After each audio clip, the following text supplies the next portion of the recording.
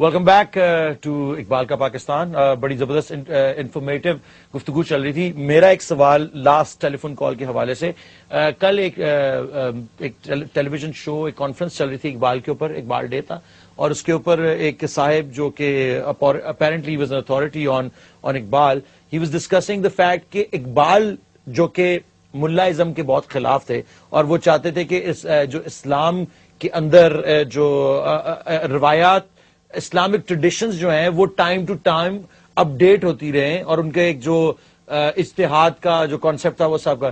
تو اس پورے back drop میں، جس طرح ہم نے پہلے بھی ڈسکس کیا کہ اقبال کی جو بھی ٹائم تھے، ان کی ڈیولپمنٹ کے ایوولوشن کے ٹائم تھے، ایک ٹائم پہ انہوں نے افغان ملا جو کہ اس وقت جو تھے ان کی تائید کی، اور انہوں نے کہا کہ آل دا مور پاور ٹو دا ملا آف افغانستان، بیکاز وہ اس کی، ذرا مجھے اس کی بیک ڈراپ بتائیں. یہ اس سوال کے ساتھ ڈائریکٹلی ریلیٹڈ ہے جو ابھی سوال کیا گیا ہم سے.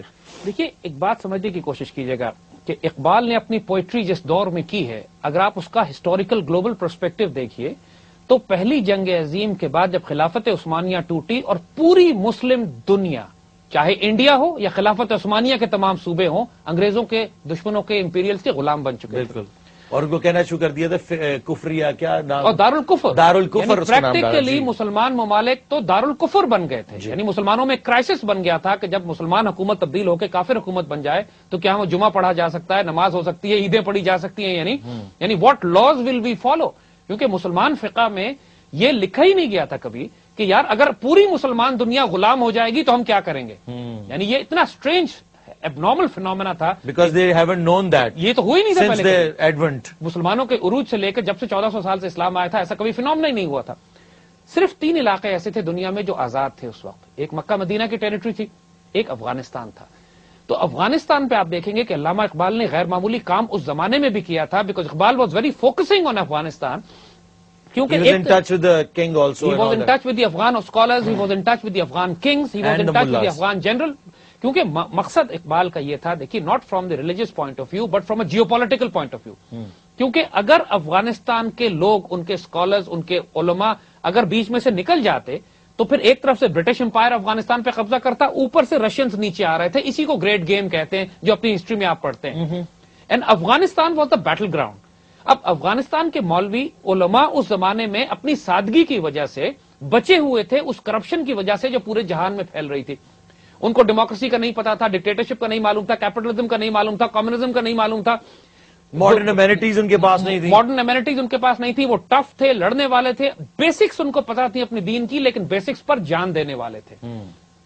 تو اس وجہ سے اقبال سو دیٹ کہ یہ سادگی جو ہے، یہ سادگی اصل میں اس افغانستان کی قوم کو بچا گئی ہے.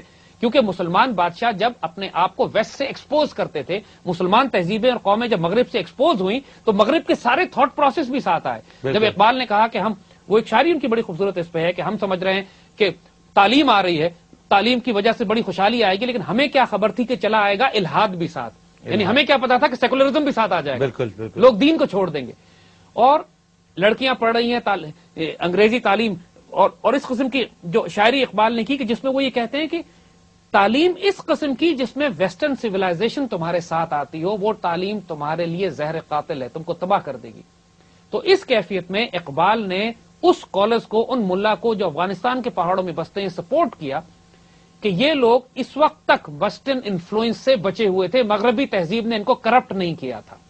And that was the reason Iqbal supported them. And the Maghri tehzeeb is driven by these new cons, جن کا اصل objective تو یہ ہے to kill religion. دیکھیے آپ destroy کرنا چاہتے ہیں religion, اگر آپ اقبال کا ویژن دیکھیے تو ایون افغانستان کے جو طالبان تھے، افغانستان کے طالبان نے جو سسٹم اپنے افغانستان میں قائم کیا تھا، دنیا اس کو بہت ہارش دیکھتی ہے، بڑا اس کو دیکھتی ہے کہ صاحب بڑا انہوں نے پرانے زمانے کا کوئی نظام قائم کیا تھا، لیکن ان کے پاس کوئی دنیا کا واحد ملک تھا جس پر کوئی قرض نہیں تھا.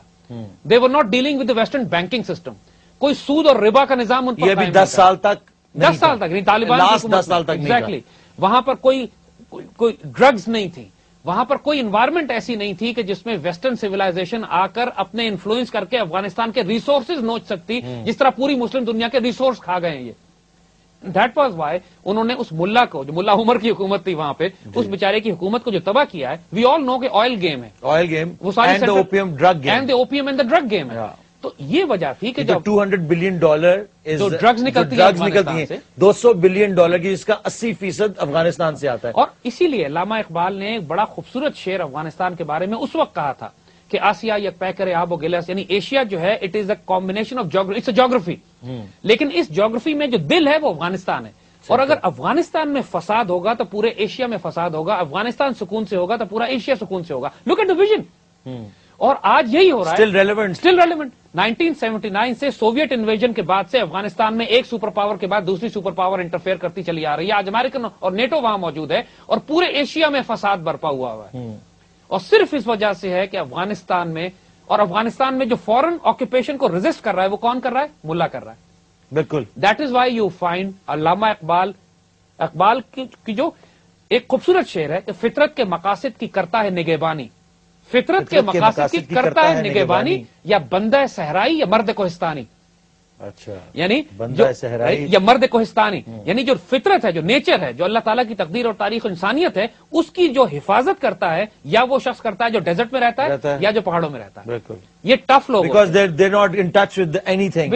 وہ ویسٹرن سویلائزیشن سے کرپٹ نہیں ہوئے ہوتے اور اسی وجہ سے وہ ٹف ہوتے ہیں. اور میرے خیال سے آج بھی ان کو یہی تکلیف ہے کہ یہ کرپشن جو ویسٹرن ڈاکٹرنیشن ہے وہ ابھی تک نہیں پھیل سکی اس ریجن میں، جیسا کہ ہمارے ریجن میں بھی اب یہ ہو رہا ہے، جو کہ افغانستان کا ہسٹوریکلی اسپیکنگ وہی ایریا ہے. اور وہ یہ جنگ وہی اسی مقصد کے لیے ابھی تک لڑی جا رہی ہے. ابھی تک وہ افغانستان کو ویسٹرنائز کرنا نہیں کر سکے. کرنا چاہتے ہیں لیکن نہیں کر سکتے. اور ریزسٹنس بہت اور یہ حیرت انگیز بات ہے. دیکھیے کہ 1932-33 وغیرہ میں علامہ اقبال بار بار مطلب افغانستان گئے، وہاں کے بادشاہ سے ملے اور ملا سے ملے.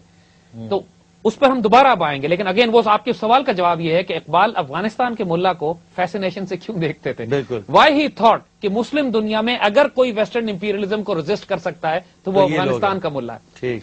And he is doing it. He is right. آج بھی یہی ہو رہا ہے. نیٹو اور امریکنز کا مقابلہ کون کر رہا ہے؟ وہی کر رہے ہیں. اور رشین یا اس سے پہلے سوویٹس کو نکالا تھا، انہوں نے نکالا تھا.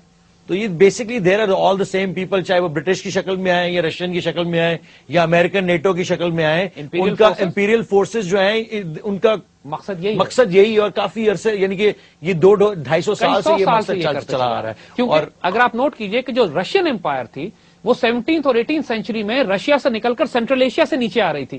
وہ بھی مسلمان علاقوں پر قبضہ کر رہے تھے. تاجکستان، ازبکستان، ترکمانستان، قازقستان، یہ سارے علاقے، سمرقند، بخارا، خیوا، یہ سارے مسلمان علاقے جن پر رشیا قبضہ کرتا ہوا نیچے آ رہا تھا. اور پورا انڈین اور مڈل ایسٹ سب کانٹیننٹ جس کے اوپر انگریز قبضہ کرتے ہوئے اوپر جا رہے تھے، ان کے درمیان جو ریزسٹنس تھی وہ افغانستان.